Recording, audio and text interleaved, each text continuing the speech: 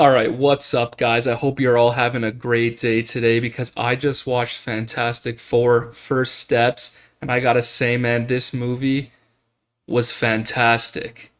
All right, but in all seriousness, I did really enjoy this movie, shitty jokes aside. It was great throughout the entire film. I am going to talk about spoilers. I don't really enjoy talking about movies unless I'm talking about spoilers and talking about things that happen in the movie. Otherwise, it just kind of feels a little bit robotic and that I can't really give my full real opinion. So that's your spoiler warning right there. If you don't want to have any spoilers, you can click off the video now. But I hope you stay. So, just for a little bit of backstory, I've been off the Marvel train for a long time now, years at this point. I just got tired of spending money on really dog shit movies, going to the movies and being disappointed and leaving the theater, upset and, reminiscing about the good old days. I think everything Marvel has done post Endgame has honestly been terrible. I didn't even watch Thunderbolts. I just knew I wasn't gonna like that movie. I'm not planning on watching it unless it's free on Disney Plus. Maybe I'll watch it eventually. But that just goes to show you that's my attitude towards Marvel currently. And I thought Fantastic Four was really good and genuinely just a breath of fresh air. And that says a lot because I've been off that train for a while now. So when I do a review, I kind of like to talk about the things I liked, the things I disliked, and then I will go over individual character analysis after those discussions. So that's how this is going to go. So first, I want to start with the plot and just what Fantastic Four was about. So, Fantastic Four First Steps, like a lot of new reboots for comic book movies, pretty much skips the origin of the Fantastic Four. And I really do not like that movies have been trending in this direction since there's been a lot of reboots. I really don't like skipping origins, but in Fantastic Four First Steps, I think they did it really well because they still basically show you a little bit of a montage, a video package of what has happened in the time period since the Fantastic Four got their abilities, how they got their abilities. Kind of gives you a little bit of a feel of the chemistry that the four have together, and it doesn't leave you in the dark and just say it's year four. Here's what they're doing right now. It basically gives you a real feel of what the Fantastic Four are about, and I think they did a pretty good job with it. Is it my cup of tea? Is it ideal? I don't think so, but I think with what they have, with the narrative of this movie wanting to be focusing on more of an experienced Fantastic Four, which had to be because if it wasn't, this movie kind of would have made no sense. So I understand why they did it, and I can't complain too much about that. All right, so right off the bat, I want to talk a little bit about the aesthetic from Fantastic Four First Steps, and I thought they absolutely nailed this aspect of the movie. The movie makes it a point to tell you that this is not, the typical MCU Earth or universe. It's obviously a separate universe, and I think that was a great idea, keeping the story self-contained, because it gives them the freedom to, do what they want, for the movie to have an identity and have its own identity and not have to conform to, the extended universe or whatever. And it has this really retro futuristic look, kind of like the Jetsons. And I thought that was like the perfect setting for this movie. I thought the costume designs were incredible. I thought honestly they nailed every aspect of the way this movie looks. Even the CGI looked really good, especially when you compare it to like the CGI of the more recent Marvel movies. And especially even like Superman from the DC, James Gunn's Superman. The effects were just off the charts, and the way this movie looked was better than I could have imagined, to be honest. So this movie obviously starts out with, Reed Richards and Sue Storm announcing that they're pregnant to the rest of the Fantastic Four. It's a really nice moment between the cast. You get to know what they're into, how they react to certain things. You really get a sense of how much of a family they feel like. And I thought it was really good because they really established that this movie takes itself seriously. There was some jokes, and I thought the jokes were pretty good, but it doesn't overuse jokes and overuse comedic relief, which has been a plague on comic book movies recently. You can't have a serious moment in a comic book movie without some really shitty undercutting comedic relief joke that just absolutely sucks the air out of the theater and completely diminishes any intensity and any consequential stakes of the moment. It's been horrible. And I think Fantastic Four did a really, really good job of avoiding stuff like that. It really decided to take itself seriously, and I appreciate that a lot. So I'm going to talk a little bit about the plot. Now I'm not going to go too in depth because I don't want this to just be like me summarizing the movie. But essentially, the Silver Surfer, similar to the OG movies, comes to Earth, marks Earth for death as the emissary of Galactus for Galactus to come feed on in the near future. So the movie basically revolves around the Fantastic Four trying to overcome this threat and the ups and downs of deciding what they're going to do. And essentially the plot boils down to like a utilitarianism philosophical discussion on, do you sacrifice the one to save the many, or do you sacrifice the many to save the one? Essentially, what's the argument there? What is the decision that's going to be made? This movie really establishes the Fantastic Four as like basically these godlike beings that are in charge of the universe, and essentially Galactus decides that he'll spare Earth if they give up Franklin Richards, Sue and Reed's son. So basically, that's the plot of the movie, and it's really interesting because it shows, when people are really obsessed with you and are idolizing you as a godlike figure, you can do no wrong essentially while as you're helping them. But the second you make a decision that may not be in the best interest of everyone else, but might be in your best interest, they turn on you instantly. So it really does a good job of exploring that philosophical question about, do you sacrifice the one for the many or not? It basically is like perspective. The utilitarian argument would be that, yeah, you sacrifice Franklin Richards for the good of Earth. It wouldn't be fair to the Fantastic Four to have to do something like that, for Reed and Sue to have to do that, for Franklin to, basically give up his life, essentially, for the good of everyone else. It's all perspective, and I really liked what they did with that and how they addressed that philosophical debate. I thought it was great, and I thought it really also helped establish the seriousness of the movie because, it's the Fantastic Four dealing with the fallout of people just not being okay with their decision, which obviously in the movie they decide not to sacrifice Franklin. That's obviously a huge spoiler, but that's basically the gist of the movie, and I thought it was really well done. I thought the dialogue throughout the film was incredible. I thought the acting was incredible for the most part.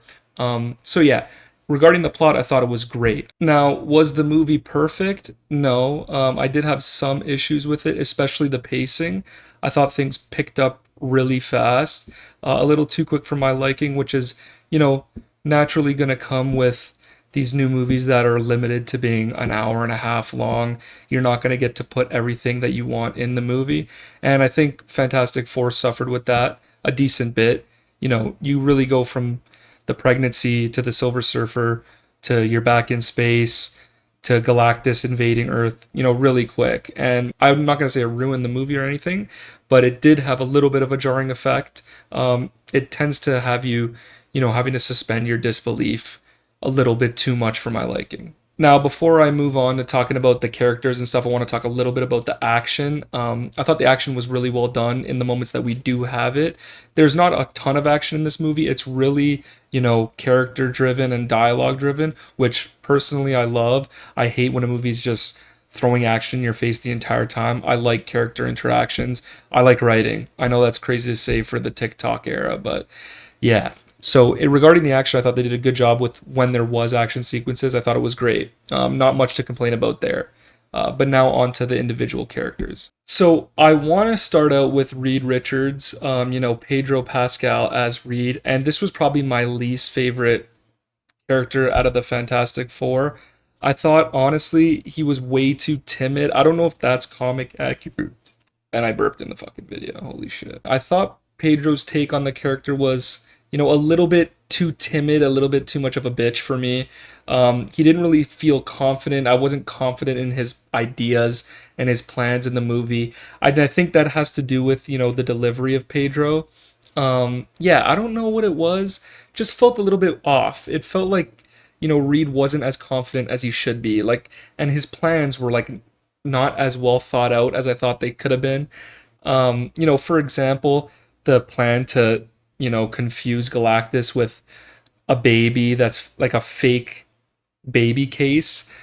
First of all, I thought it was a little bit goofy that Galactus really was just moving towards the baby.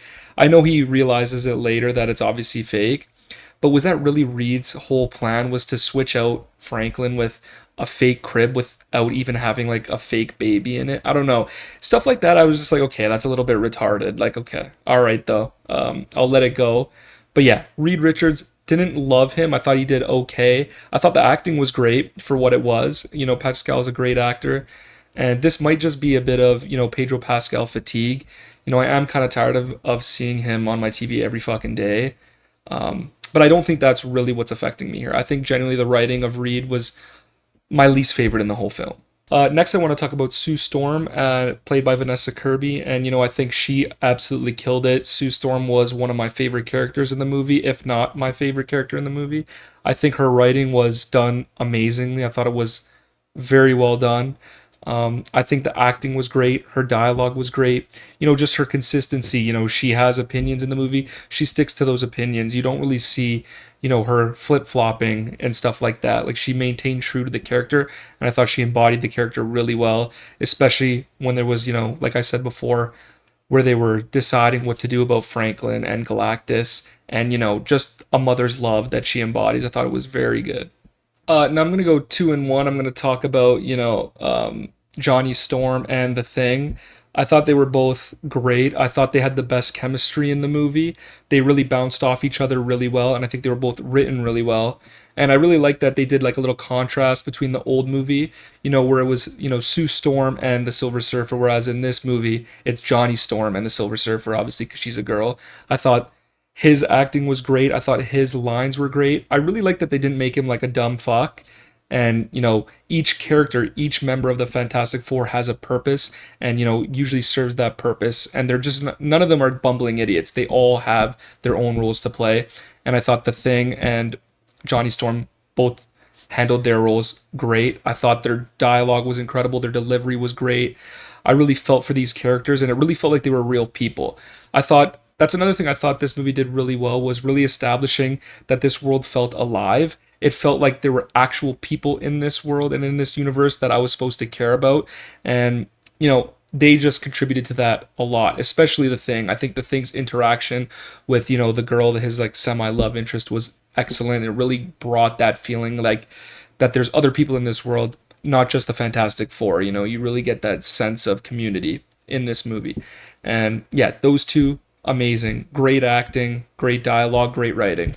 Now, on to my favorite character of the movie, and that is going to be Shala Ball, aka the female Silver Surfer, and I thought she was incredible. She stole every scene she was in. As soon as she appeared on screen, I was absolutely locked in. I thought what they did with her character and how, she's the emissary because she sacrificed herself basically to save her planet. I thought that was well done. I thought her dialogue, especially with Johnny, was fantastic.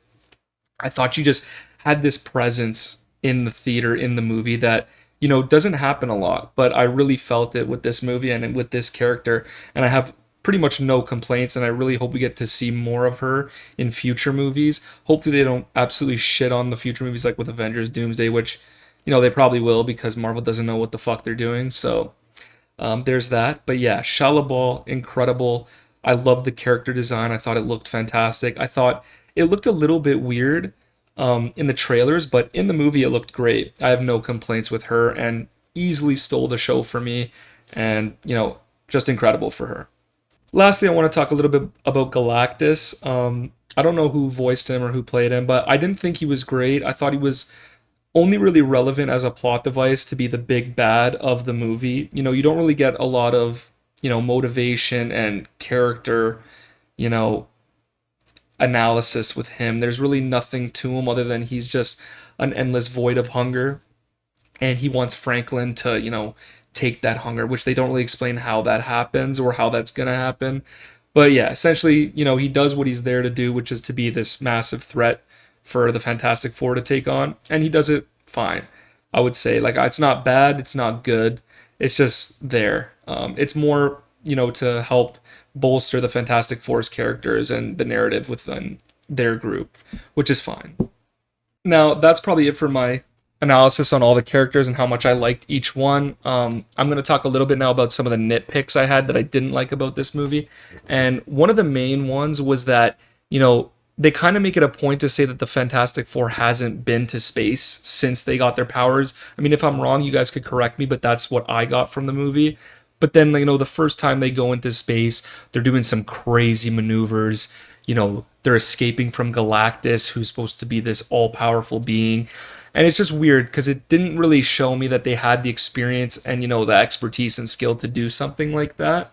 So that's just one nitpick I had. It's not crazy. It's not going to ruin the movie for anyone, but that's just one thing I didn't like. Now, another thing that just felt a little bit off to me was, like I said, there was a big controversy in this movie about, the Fantastic Four choosing not to sacrifice their son and to try and tackle Galactus a different way.